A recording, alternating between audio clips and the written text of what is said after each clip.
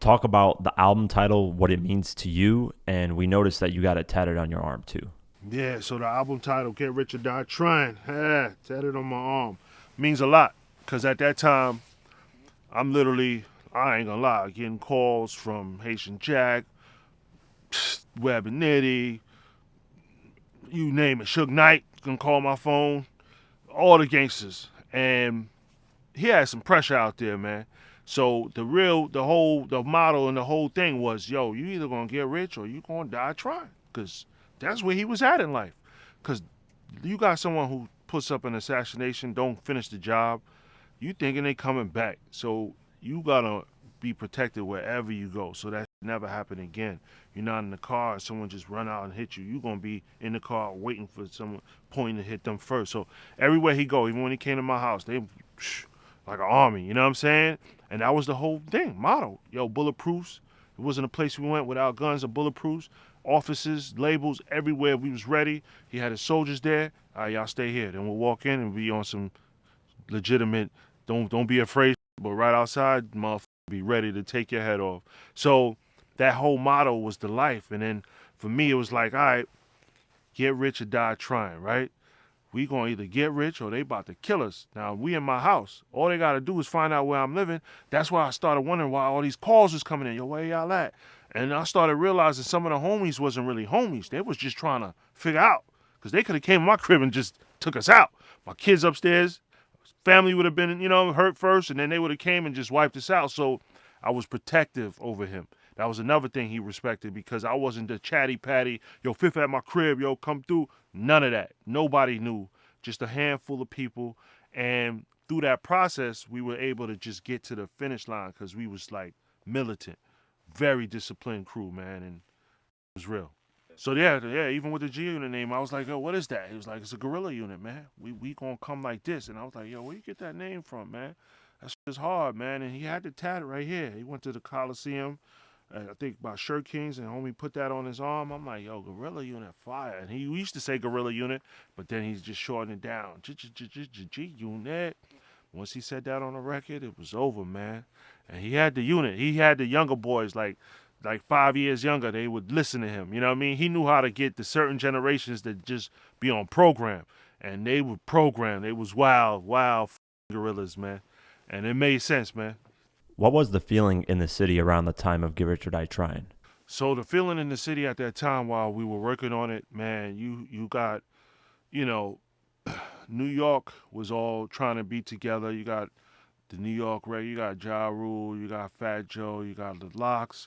So you got a whole bunch of people. You got Dipset. Everything was uptown.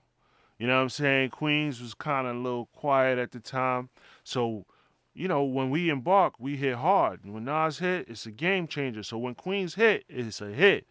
And Queens was kind of quiet, man. And when he came, Queens became the borough to just take it back all the way, man. And I mean, every borough, Bronx, we would go to Yonkers, we would go everywhere. The respect was there. They loved the fucking music, man. And for us, it was like we was bringing New York back, but we was bringing it back, but still separate. There was no unity because he wasn't tied with nobody. But he brought so much energy that it really it stood out for the whole town, man. Because everybody was taking it out of town and loving that.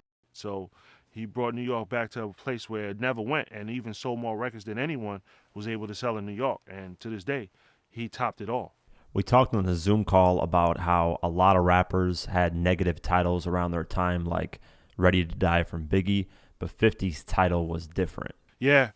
So, this is time where I started reading a lot of books in the early 2000s and knowing that the words are powerful and the words that you speak into existence. And when you start looking at all the rappers ready to die and all these albums titled around death and, more catering to the negative part, those words really are powerful. You got to be careful what you're saying, which comes out your tongue. So Fifth put the positive part of get rich or die. So he made it sure that he did the positive part, which he got rich, and he did everything to try, no matter what. He worked hard as man.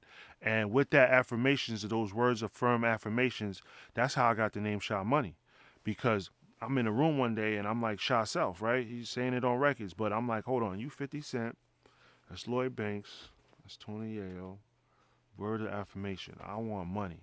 I want money. I'm gonna live extra large. So I'm gonna be Shy Money XL. And when I became a part of that whole thing, it was no more Shy Self. And there was this other homie from my hood named Tall Self who came out of jail. He was a producer. Started doing Onyx records, started doing DMX records. And when I would walk in the hood, they were confused. Self, you did that? Self, you did that? I'm like, nah, I ain't do that, bro. The Self did that. So I didn't like that. So I was like, I don't want to be confused with no one. So my name officially has changed, Shy Money XL. And shout out to Biggie because I heard him say something on a record before with the Money XL, and it's just kind of like stuck. And I just went with it, man. And that was it, because I was 50 Cent, Shy Money. Lloyd Banks was just words of, you put that money in it, you put that get rich in it, those words of affirmation, and look at us now, man.